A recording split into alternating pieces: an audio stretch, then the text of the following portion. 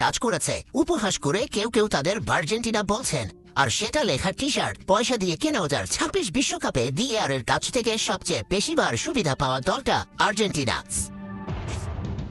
এখানেই শেষ না, নিজেদের শেষ পেনাল্টি দেওয়া হয়েছে আর্জেন্টিনাকে, যা বিশ্বকাপের ইতিহাসে পায়নি কেউ। আল জাজিরা প্রশ্ন তুলছে, এটা কি ভাগ্যের খেলা নাকি সত্যি আর্জেন্টিনার প্রতিপক্ষরা নিজেদের ডি বক্সে ওদের 12 বিশ্বকাপ ম্যাচে সর্বোচ্চ পেনাল্টি পাওয়া দলগুলোর মধ্যে লিওনেল মেসিদের চেয়ে একটা কম 7 পেনাল্টি পেয়েছে স্পেন আর নেদারল্যান্ডস। তবে সেসব এখন ইতিহাস, আর শুধু আর্জেন্টিনাই বর্তমান। শুধু বাংলাদেশ নয়, ইন্টারনেটের কল্যাণে সারা দুনিয়ায় একটা বড় অংশকে আর্জেন্টিনার প্রতিপক্ষদের সমর্থন করতে দেখা গেছে। সমালোচনা থামছে না ইংল্যান্ডের বিপক্ষে ফার্স্ট হাফের ফিজিক্যাল ফুটবলের কারণে। এখানেও টেনে আনতে হচ্ছে পুরো টুর্নামেন্টের রেফারির রিয়াকশন। এবারের বিশ্বকাপে প্রতি 22 ফাউলের বিপরীতে একটা হলুদ কার্ড দেখেছে টিম আর্জেন্টিনা। সংখ্যাটা টুর্নামেন্টের বাইরে সবচেয়ে বেশি। গড়ে 17.5 ফাউল করে একটা কার্ড দেখেছে স্পেন, যারা আছে দ্বিতীয় অবস্থানে।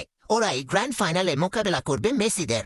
এরপরেই এই তালিকায় নরওয়ে, ফ্রান্স আর সুইজারল্যান্ড। সেমিতে আর্জেন্টিনার প্রতিপক্ষ ইংল্যান্ড প্রতি 10.4টি ফাউলের জন্য একটা কার্ড দেখে, আর অভাগা ব্রাজিল প্রতি বিপরীতেই কার্ড দেখেছে একবার করে। আর্জেন্টিনার টিমটা এবার তীব্র সমালোচনার শিকার হয় মিশরের বিপক্ষে ম্যাচ থেকে। এই মিশর আবার দাবি করে আসছে ফিফা চায় লিওনেল মেসি এবং তার দেশ আর্জেন্টিনা টুর্নামেন্টে টিকে থাক। আল জাজিরার একটি প্রতিবেদনে বলছে, ফিফা এবং মেসি এই দুই পক্ষের পকেটে টাকা আসছে এক সোর্স থেকে, যেমন এডিডাসের সাথে ফিফা রিওলারিটি, যেখানে ওই একই কোম্পানির সাথে লিওনেল মেসির চুক্তি প্রায় $1 বিলিয়ন লেভেলে। মেসি যতই জিতছেন, ফিফার পকেট ভারী হচ্ছে ততই। ফুবস ম্যাগাজিন জানাচ্ছে, আর্জেন্টিনা সেমিফাইনাল জিতে স্পেনের বিপদ। মেটলাইফের এভারেজ টিকেটের দাম উঠে গেছে $11,327। আমেরিকার ইতিহাসেই কোন স্পোর্টস ইভেন্টের এভারেজ দাম এত ওঠেনি। গেল আসরের সুপার বোল NBA ফাইনালের এভারেজ টিকিট প্রাইস এর আগে দখল করে রেখেছিল জায়গাটা। তাই যারা প্রশ্ন করছেন ফিফা সুবিধা দেবে, তাদের কাছেই বরং প্রশ্ন রাখা যায়, কেন দেবে না? Khalid Jamil, 71।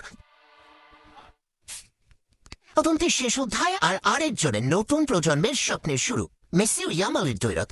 The final countdown আর মাত্র একটা ফুটবল। অন্যদিকে আর্জেন্টিনা নেভার গিভ আপ মানসিকতা।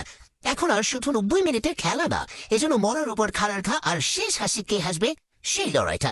ইতিহাস, আবেগ, গৌরব আর স্বপ্ন সবকিছু মিলিয়ে এবার হবে উইনার টেকস অল। বিশ্ব ফুটবলের নতুন রাজা কে, স্পেন নাকি আর্জেন্টিনা?